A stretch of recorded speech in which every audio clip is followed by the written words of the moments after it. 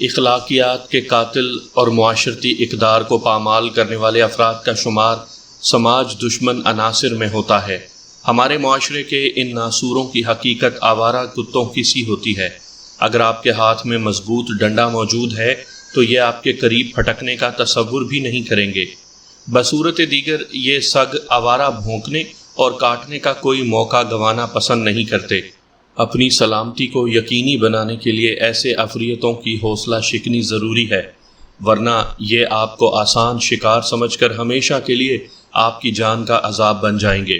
یاد رکھیں، برائی کو یا تو پہلے ہی قدم پر روکا جا سکتا ہے یا پھر کبھی نہیں روکا جا سکتا۔ اس تمہید کے بعد میں اصل واقعے کی طرف آتا ہوں۔ موسم سرما اپنے جوبن پر تھا۔ کراچی میں رہنے والے یہاں کے موسم سرما اور اس کے جوبن سے بخوبی آگاہ ہیں۔ اس روز عدالت میں میرا کوئی کیس زیر سماعت نہیں تھا، یعنی کسی مقدمے کی پیشی نہیں تھی۔ چنانچہ آج کا پورا دن مجھے اپنے دفتر ہی میں گزارنا تھا۔ میں گھر سے نکلنے کی تیاری کر رہا تھا کہ ٹیلی فون کی گھنٹی بجنے لگی۔ تیسری گھنٹی پر میں نے ریسیور اٹھا لیا۔ ہیلو بیگ صاحب، ایک مانوس آواز میری سماعت سے ٹکرائی۔ السلام علیکم۔ وعلیکم السلام، میں نے شائستہ لہجے میں سلام کا جواب دیا۔ پھر پوچھا، کہیے غوری صاحب، آج صبح ہی صبح کیسے یاد فرما لیا؟ جناب، 9 سے زیادہ کا وقت ہو چکا ہے اور آپ اسے صبح ہی صبح کہتے ہیں، شمشاد غوری نے قدرے سنجیدہ لہجے میں کہا۔ مجھے تو خدشہ تھا کہ آپ کہیں گھر سے نکل ہی نہ گئے ہوں۔ شمشاد غوری میرے ایک درینہ شناسہ ہیں۔ وہ ایک سماجی و فلاحی تنظیم کے کرتا دھرتا ہیں۔ مفلس، نادار اور مصیبت زدہ لوگوں کی مدد کرنا ان کے ادارے کا بنیادی مقصد ہے۔ شاید میں پہلے بھی کبھی ان کا ذکر کر چکا ہوں۔ میں نے کہا، غوری صاحب، اگر آپ 10 منٹ بعد مجھے فون کرتے تو آپ کا خدشہ حقیقت کا روپ دھار چکا ہوتا۔ میں بس گھر سے روانہ ہونے ہی والا تھا۔ ایک لمحے کے توقف سے میں نے اضافہ کیا، کیا کسی خاص کام سے آپ نے مجھے فون کیا ہے؟ میں آپ کی مصروفیات میں اضافہ کرنا چاہتا ہوں، غوری صاحب نے کہا۔ امید ہے آپ انکار نہیں کریں گے۔ میں ان کی بات کی تہہ تک پہنچ گیا، مگر ازاں بعد میرا اندازہ غلط نکلا۔ میں نے سرے دست پوچھا، کیا کوئی چیریٹی کیس ہے؟ غوری صاحب کا جواب خلاف توقع تھا۔ بالکل نہیں بیگ صاحب، یہ کوئی چیریٹی کیس ہے اور نہ ہی میں آپ سے کسی قسم کی رعایت کے لیے کہوں گا۔ بس کام تسلی بخش ہونا چاہیے۔ میرے ایک دوست ہیں اجمل برہان، ان کا جنرل مینیجر کسی قانونی پیچیدگی میں الجھ گیا ہے۔ برہان صاحب نے مجھ سے کہا تھا کہ کسی قابل وکیل کا پتہ بتاؤں۔ میرے ذہن میں فوراً آپ کا نام آ گیا، اسی لیے زحمت دے رہا ہوں۔ آپ کسی قسم کی فکر نہ کریں، پارٹی صاحب حیثیت ہے۔ غوری صاحب کے توسط سے عموماً ایسے کیس میرے پاس آتے تھے جن میں مجھے خصوصی رعایت کرنا پڑتی تھی۔ بس ٹوکن فیس ہی میرے حصے میں آتی تھی، اسی لیے میں نے شروع میں ان کی بات سنتے ہی اندازہ لگا لیا تھا کہ یہ بھی کوئی اسی قسم کا کیس ہوگا۔ میں نے سوال کیا، غوری صاحب، معاملے کی نوعیت کیا ہے؟ یہ تو آپ خود جاوید احمد سے پوچھ لیں، غوری صاحب نے کہا۔ میں اسے آپ کے پاس بھیج رہا ہوں۔ آپ آج کون سی کورٹ میں ملیں گے؟ میں ابھی سیدھا اپنے دفتر جا رہا ہوں، میں نے جواب دیا۔ آپ جاوید کو میرے دفتر کا پتہ سمجھا دیں۔ بائی دا وے، یہ جاوید احمد وہی جنرل مینیجر صاحب ہیں جن کا آپ نے تذکرہ کیا ہے؟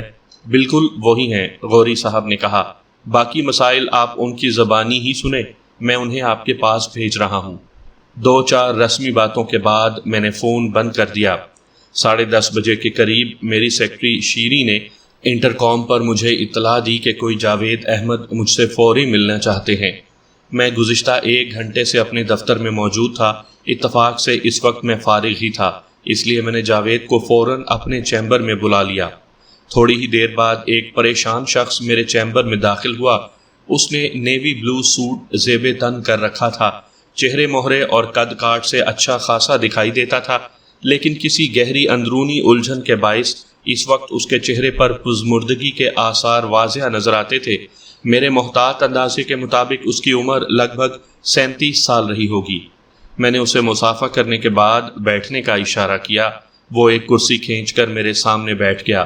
وہ اپنی وضاقتہ اور رکھ رکھاؤ سے آسودہ حال دکھائی دیتا تھا، تاہم اس کی حرکات و سکنات سے پریشانی مترشح تھی۔ رسمی علیک سلیک کے بعد میں نے سوالیہ نظر سے اس کی طرف دیکھا۔ وہ اضطراری انداز میں دونوں ہاتھ ملتے ہوئے بولا، وکیل صاحب، غوری صاحب نے آپ کو فون کیا تھا۔ میں نے اس بات میں سر ہلایا، پھر پوچھا آپ کس قسم کی الجھن کا شکار ہیں اور آپ مجھ سے کیا مدد چاہتے ہیں؟ غوری صاحب نے بتایا تھا کہ آپ کسی قانونی پیچیدگی میں پھنس گئے ہیں۔ اس پیچیدگی کی تفصیل کیا ہے؟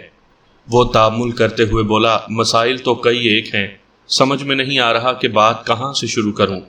میں نے رف پیڈ اور قلم سنبھالتے ہوئے تشفی آمیز لہجے میں کہا، سب سے پہلے وہ مسئلہ بیان کریں جس نے آپ کو اندرونی طور پر اضطراب میں مبتلا کر رکھا ہے۔ جاوید احمد نے امید بھری نظر سے مجھے دیکھا، پھر بولا، فی الحال تو فوری طور پر آپ میرے لیے ضمانت قبل از گرفتاری کا انتظام کریں، باقی مسائل کو بعد میں دیکھیں گے۔ میں سیدھا ہو کر بیٹھ گیا اور سوال کیا، آپ کو ضمانت قبل از گرفتاری کی ضرورت کیوں محسوس ہو رہی ہے؟ مجھے خدشہ ہے کہ پولیس مجھے گرفتار کر لے گی، اس نے سہمے ہوئے انداز میں بتایا۔ میں نے پوچھا، آپ سے ایسا کون سا جرم سرزد ہوا ہے جو پولیس آپ کو گرفتار کر لے گی؟ میں نے کوئی جرم نہیں کیا، وہ دونوں ہاتھ ملتے ہوئے بولا۔ پھر خوامخواہ کے اندیشے میں کیوں بھول رہے ہیں؟ یہ اندیشہ نہیں ہے وکیل صاحب، وہ پلکیں جھپکتے ہوئے بولا، مجھے یقین ہے کہ اگر آپ نے میری حفاظت کا کوئی معقول بندوبست نہ کیا تو پولیس ہاتھ دھو کر میرے پیچھے پڑ جائے گی۔ فون پر مجھے بڑی سنگین دھمکی دی گئی ہے۔ اوہ، میں نے ایک گہری سانس لیتے ہوئے کہا، تو یہ معاملہ یوں ہے؟ پھر پوچھا، فون پر آپ کو کس نے اور کیوں دھمکی دی ہے؟ ذرا تفصیل سے بتائیں۔ جاوید احمد نے بتایا، میں دھمکی دینے والے کو تو نہیں جانتا، مگر اس کا انداز بڑا خطرناک تھا۔ مجھے یقین ہے کہ وہ اپنی دھمکی پر عمل ضرور کرے گا، اسی لیے میں چاہتا ہوں کہ آپ فوراً سے پیشتر میری ضمانت قبل از گرفتاری کروا دیں۔ میں آپ کو منہ مانگی فیس دینے کو تیار ہوں۔ دیکھیں مسٹر جاوید احمد، میں نے اس کے چہرے پر نظر جماتے ہوئے کہا، آپ کے بیان نے مجھے الجھا دیا ہے۔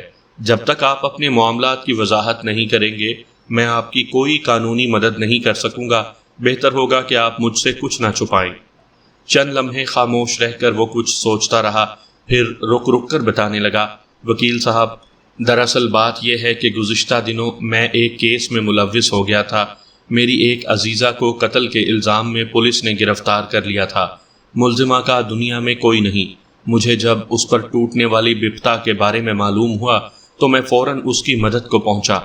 میں نے اپنے پاس سے رقم خرچ کر کے اس کی بریت کے لیے ایک وکیل کا انتظام کیا، مگر بدقسمتی سے وہ وکیل میری عزیزہ کی ضمانت نہ کروا سکا اور اسے جیل کسٹڈی ہو گئی۔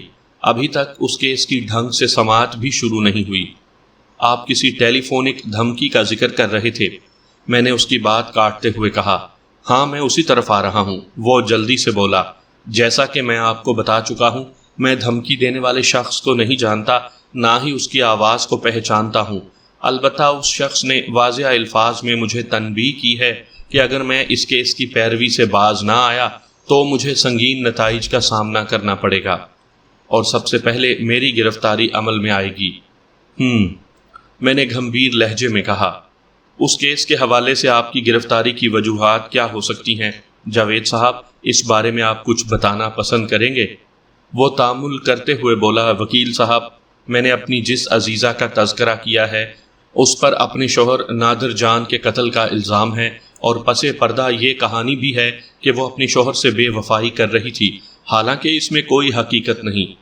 دھمکی دینے والے کا کہنا یہ ہے کہ اگر میں اپنی عزیزہ کی مدد سے باز نہ آیا تو وہ مجھے اس عزیزہ کی آشنا کی حیثیت سے اس کیس میں ملوث کر دے گا۔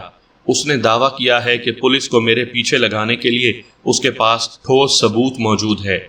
اس کے حالات نے مجھے دلچسپی لینے پر مجبور کر دیا۔ میں نے پوچھا، آپ دھمکی دینے والے کے دعوے کے بارے میں کیا کہتے ہیں؟ وہ سراسر جھوٹ ہے، وہ قطعیت سے بولا۔ پھر آپ کو پریشان ہونے کی کیا ضرورت ہے؟ وہ سراسیمہ لہجے میں بولا، اگر پولیس نے واقعی اس سلسلے میں مجھے گرفتار کر لیا یا کسی اور طریقے سے مجھے ہراساں کرنے کی کوشش کی تو میرا مقصد فوت ہو جائے گا۔ میں نے اپنے دل میں پختہ ارادہ کیا ہے کہ ہر صورت میں اپنی اس عزیزہ کو جیل کی سلاخوں سے باہر لاؤں، اور پھر میری گرفتاری کی صورت میں میری اپنی فیملی بھی متاثر ہوگی۔ میں ان پر بھی کوئی آنچ نہیں آنے دینا چاہتا۔ میں نے کہا، جاوید صاحب، اگر آپ واقعی بے قصور ہیں اور اس معاملے میں آپ کے ہاتھ صاف ہیں تو اس پراسرار دھمکی کے بارے میں آپ کو پولیس کو بتا دینا چاہیے تھا، اگر آپ نے کوئی جرم نہیں کیا تو پھر ڈرنے کی کیا ضرورت ہے؟ وہ استہزائیہ انداز میں بولا، ہمارے یہاں کی پولیس کے بارے میں آپ مجھ سے زیادہ جانتے ہیں وکیل صاحب۔ میری وہ عزیزہ بھی تو بے گناہ ہے، اس نے کون سا جرم کیا ہے جو جیل کی سلاخوں کے پیچھے پہنچا دی گئی ہے؟ میں نے ایک فوری خیال کے تحت پوچھا، جاوید صاحب آپ ضمانت قبل از گرفتاری کے حصول کی خاطر اپنے وکیل کے پاس کیوں نہیں گئے؟ میرا مطلب ہے اس وکیل کے پاس جو آپ کی عزیزہ کا کیس ڈیل کر رہا ہے۔ میں اس کی کارکردگی سے مطمئن نہیں ہوں، وہ سنجیدہ لہجے میں بولا۔ میرا خیال ہے وہ صرف پیسہ بنانے کی مشین ہے۔ غوری صاحب نے مجھے مشورہ دیا ہے اور خود میں نے بھی یہ فیصلہ کیا ہے کہ وہ کیس بھی میں آپ ہی کے حوالے کر دوں۔ میں نے پوچھا، ان وکیل صاحب کا نام؟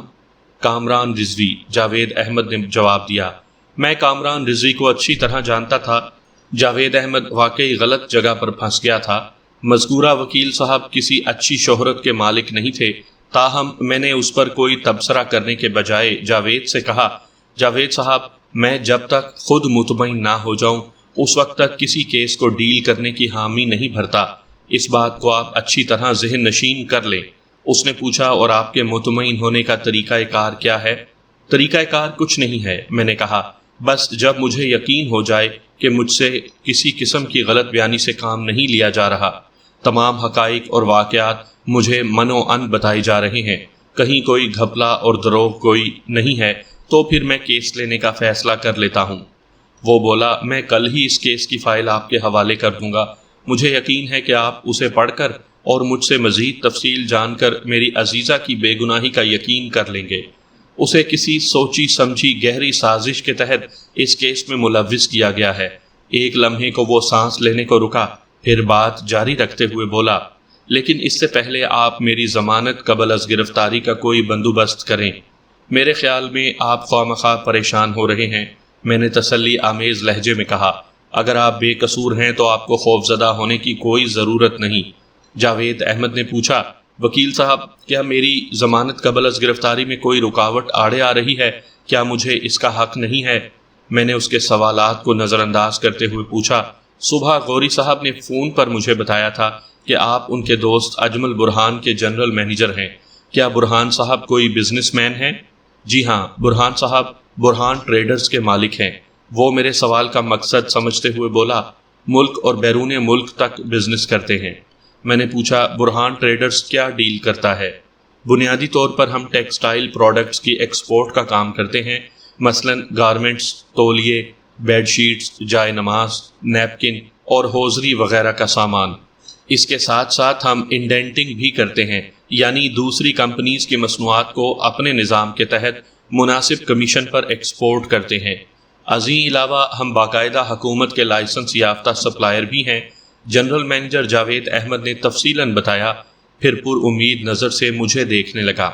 میں نے مطمئن انداز میں سر ہلاتے ہوئے پوچھا، آپ کو اس ادارے میں کام کرتے ہوئے کتنا عرصہ ہوا ہے؟ تقریباً 4 سال، اس نے جواب دیا۔ ہمارے درمیان مزید تھوڑی دیر تک گفتگو ہوتی رہی، پھر اپنی تسلی کرنے کے بعد میں نے اپنی سیکرٹری شیریں سے جاوید کی درخواست ضمانت ٹائپ کروائی اور اسے اپنے ساتھ لے کر مجسٹریٹ کی عدالت میں پہنچ گیا۔ ضروری قانونی کارروائی کے بعد ہم واپس دفتر میں آ گئے۔ جاوید احمد نے پوچھا، بیگ صاحب تو کیا فیصلہ کیا ہے آپ نے؟ کس بارے میں؟ میری عزیزہ کے کیس کے بارے میں۔ پہلے اس کے بارے میں تفصیلات تو بتائیں، پھر ہی کوئی فیصلہ ہو سکے گا، میں نے کہا۔ اور ابھی تک آپ نے اپنی عزیزہ کا تعارف نہیں کروایا، میرا مطلب ہے آپ کا اس سے کیا رشتہ ہے؟ وہ قدرے محتاط نظر سے مجھے دیکھتے ہوئے بولا، اس کا مجھ سے بہت گہرا رشتہ ہے، اتنا گہرا، اتنا مضبوط کہ میں اسے بیان نہیں کر سکتا۔ بھلا یہ بھی کوئی بات ہوئی؟ میں نے حیرت سے اس کی طرف دیکھا۔ وہ بولا، بیگ صاحب یوں سمجھ لیں کہ معاشرتی رشتوں کے حساب سے تو وہ میری کچھ نہیں لگتی، لیکن میں اسے اپنا بہت کچھ سمجھتا ہوں۔ کوئی دل کا معاملہ ہے؟ میں نے کریدا۔ آپ معاملے کی تہہ تک پہنچ گئے ہیں۔ اس کا چہرہ سرخ ہو گیا۔ میں نے کہا، آپ نے بتایا ہے کہ آپ کی وہ عزیزہ، کیا نام ہے اس کا؟ میں نے توقف کر کے سوالیہ نظر سے اس کی طرف دیکھا۔ وہ اب خاصا مطمئن دکھائی دے رہا تھا۔ جواب دینے میں اس نے تاخیر نہیں کی۔ فہمیدہ، وہ جلدی سے بولا۔ میں نے سلسلہ کلام کو آگے بڑھاتے ہوئے کہا، آپ کے بیان کے مطابق فہمیدہ پر اپنے شوہر کے قتل کا الزام ہے، مگر آپ کو یقین ہے کہ وہ بے گناہ ہے، کسی سوچی سمجھی سازش کے تحت اسے اس کیس میں ملوث کیا گیا ہے۔ آپ کے اس یقین کی وجہ؟ بس میرا دل کہتا ہے کہ وہ ایسا نہیں کر سکتی۔ جاوید صاحب، میں نے گھمبیر لہجے میں کہا، عدالت دل کی باتوں پر یقین نہیں رکھتی، وہ ہر بات کے لیے ٹھوس ثبوت مانگتی ہے۔ وہاں تو حقائق کو بھی ثابت کرنے کے لیے مضبوط دلائل کی ضرورت پیش آتی ہے۔ اگر آپ واقعی یہ چاہتے ہیں کہ میں آپ کی مدد کروں تو تمام واقعات تفصیل سے مجھے بتائیں۔ تمام حالات و واقعات کیس کی فائل میں درج ہیں۔ فائل کو تو میں بعد میں پڑھوں گا، پہلے آپ کی زبان سے سب کچھ سننا چاہتا ہوں، میں نے ایک ایک لفظ پر زور دیتے ہوئے کہا۔ اور ہاں، اس سلسلے میں ملزمہ فہمیدہ سے بھی ایک بھرپور ملاقات کرنا چاہوں گا۔ ضرور ضرور، وہ اثبات میں سر ہلاتے ہوئے جلدی سے بولا۔ آپ جب کہیں گے میں آپ کو اپنے ساتھ فہمیدہ سے ملوانے جیل لے چلوں گا۔ ٹھیک ہے، فہمیدہ سے بھی ملاقات ہو جائے گی، میں نے کہا۔ آپ اس کیس کے بارے میں جن حقائق سے آگاہ ہیں پہلے ان کے بارے میں مجھے تفصیلاً بتائیں۔ وہ خاموش ہو کر چند لمحات تک اپنے خیالات کو مجتمع کرتا رہا، پھر تمام حالات میرے سامنے رکھ دیے۔ آئندہ روز میں جاوید احمد کے ہمراہ فہمیدہ سے ملنے متعلقہ جیل چلا گیا۔ 1 گھنٹے کی ملاقات میں فہمیدہ نے میرے سوالات کے جوابات میں جو حالات و واقعات مجھے بتائے، ان کی روشنی میں میں نے اس کا کیس لینے کا ارادہ کر لیا۔ آئندہ پیشی سے پہلے جاوید احمد نے کامران رضوی نامی وکیل کو فارغ کر دیا اور اس کیس کا فائل میرے حوالے کر دیا۔ میں نے اس فائل کا سرسری معائنہ کرنے کے بعد جاوید کو اپنی فیس کے بارے میں بتایا، جو اس نے فوراً ادا کر دی۔ مقدمے کی تاریخ میں ابھی 20 دن باقی تھے۔ اس دوران میں بآسانی کیس کی اسٹڈی کر سکتا تھا۔ میں نے جاوید احمد سے کہا، آپ 1 ہفتے کے بعد آ کر مجھ سے ملیں، میں چند ضروری ذمہ داریاں آپ کے سپرد کرنا چاہتا ہوں۔ ضرور، وہ پر اعتماد لہجے میں بولا۔ میں فہمیدہ کی باعزت رہائی کے لیے ہر کوشش، ہر خدمت کے لیے تیار ہوں۔ تھوڑی دیر کے بعد وہ رخصت ہو گیا۔ سامعین، جاوید احمد اور فہمیدہ کی بیان کردہ تفصیلات اور مقدمے کی فائل کے مطالعے کے بعد جو معلومات مجھے حاصل ہوئیں، میں ان کا خلاصہ آپ کی خدمت میں پیش کرتا ہوں تاکہ عدالتی کارروائی کے دوران میں آپ کا ذہن کسی الجھن کا شکار نہ ہو۔ سامعین کرام، آپ سن رہے ہیں مرزا امجد بیگ ایڈوکیٹ کے لڑے گئے مقدمات کی ایک داستان جس کا نام ہے ناہنجار۔ یہ اس سلسلے کی پہلی قسط ہے۔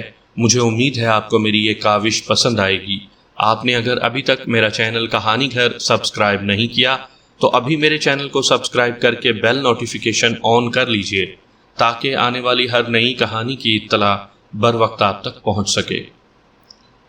اس کہانی کا آغاز 10-12 سال پہلے ہوا تھا۔ یہ ان دنوں کی بات ہے جب جاوید اور فہمیدہ حیدرآباد میں رہتے تھے۔ جاوید اپنی بیوہ ماں حدیث النساء اور چھوٹی بہن سمن کے ساتھ امن و سکون کی زندگی گزار رہا تھا۔ گریجویشن کے بعد وہ ایک پرائیویٹ فرم میں سپروائزر ہو گیا تھا۔ تعلیم حاصل کرنے کے دوران میں بھی وہ چھوٹی موٹی نوکریاں کرتا رہا تھا کیونکہ وہی گھر کا واحد کفیل تھا۔ اس کی مدد کے لیے حدیث النساء محلے والوں کے کپڑے سیا کرتی تھی۔ شکر کی بات یہ تھی کہ مکان ان کا اپنا تھا۔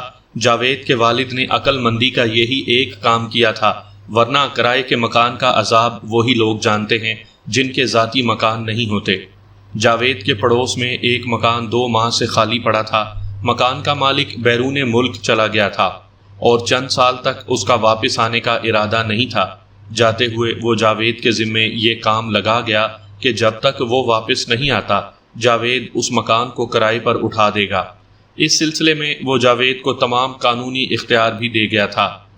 چند روز کے بعد ایک صاحب کرائے پر مذکورہ مکان لینے کے لیے جاوید سے ملے۔ ان کا نام رفیق الدین تھا۔ وہ کسی سرکاری محکمے میں اسسٹنٹ تھے۔ فیملی نہایت محدود تھی، یعنی رفیق الدین اور ان کی اکلوتی صاحبزادی فہمیدہ۔ فہمیدہ کی والدہ کا عرصہ پہلے انتقال ہو چکا تھا۔ ان دنوں فہمیدہ انٹرنس پارٹ 1 کی تیاری کر رہی تھی۔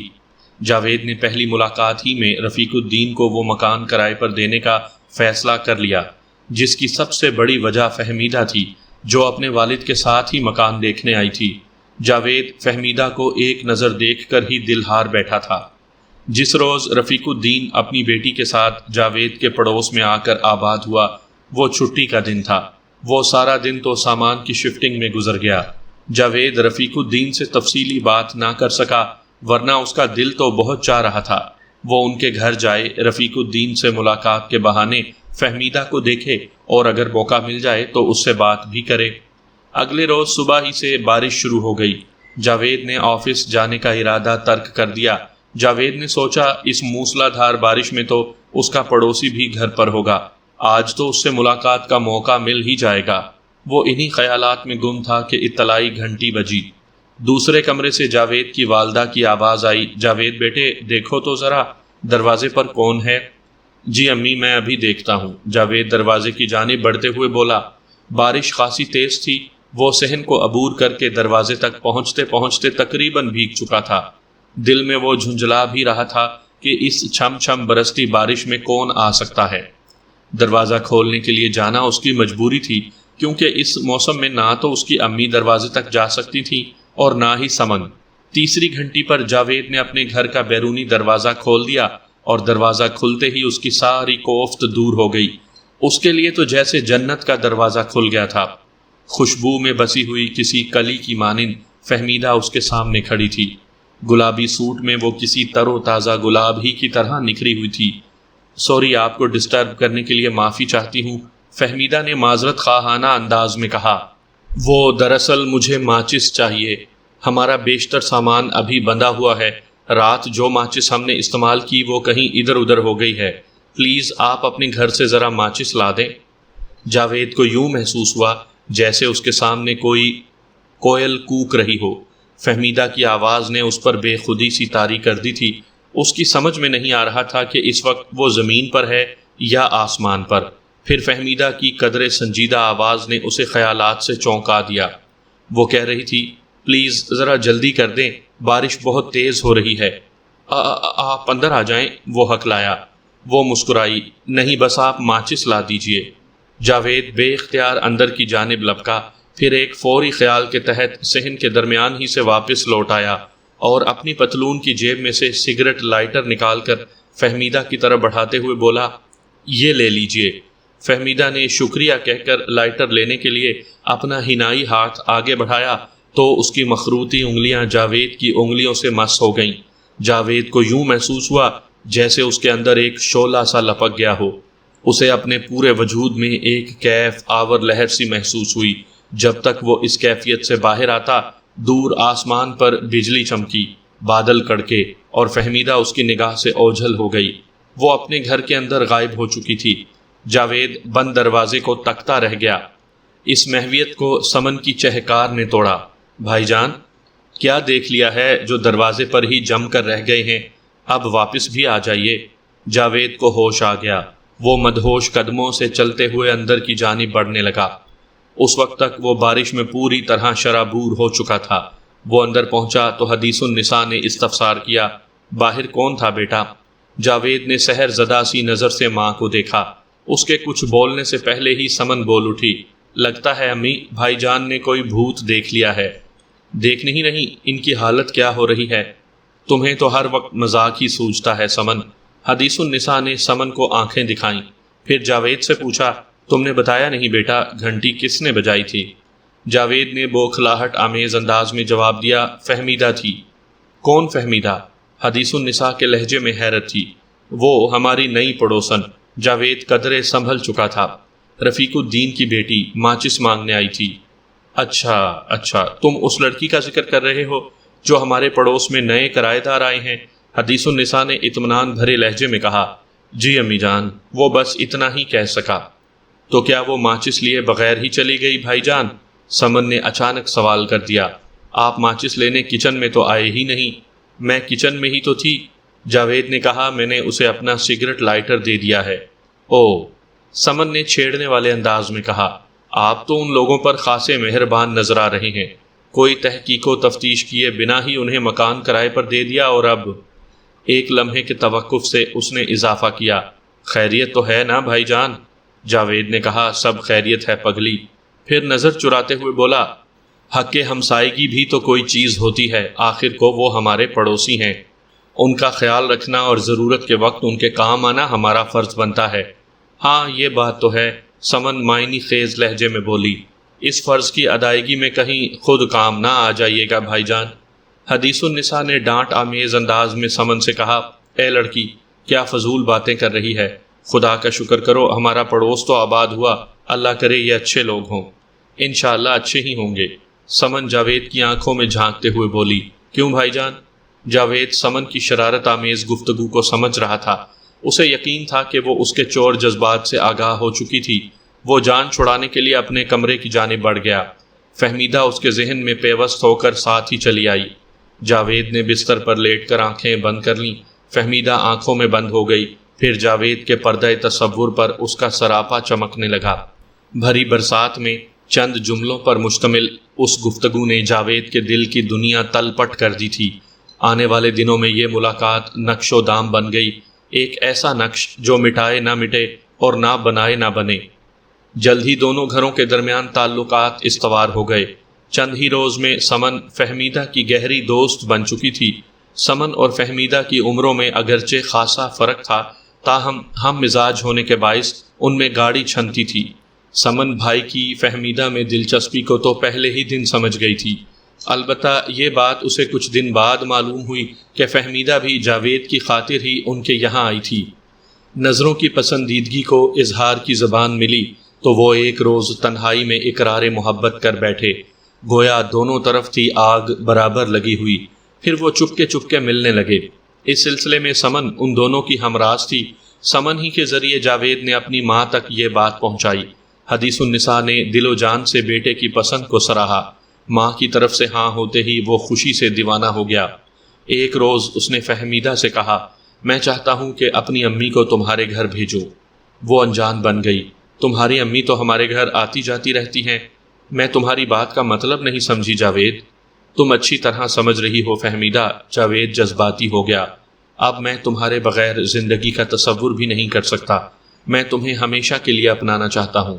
اگر میں تمہارے رشتے کے لیے اپنی امی کو تمہارے گھر بھیجوں تو تمہارے ابو کا رد عمل کیا ہوگا؟ وہ سوچتے ہوئے بولی، میں قبل از وقت کچھ نہیں کہہ سکتی، یہ تو تمہاری امی کے ہمارے گھر آنے کے بعد ہی پتہ چلے گا، جس طرح میری امی اور سمن تمہیں چاہتی ہیں۔ جاوید نے کہا، کیا تمہارے ابو بھی مجھے قبول کر لیں گے؟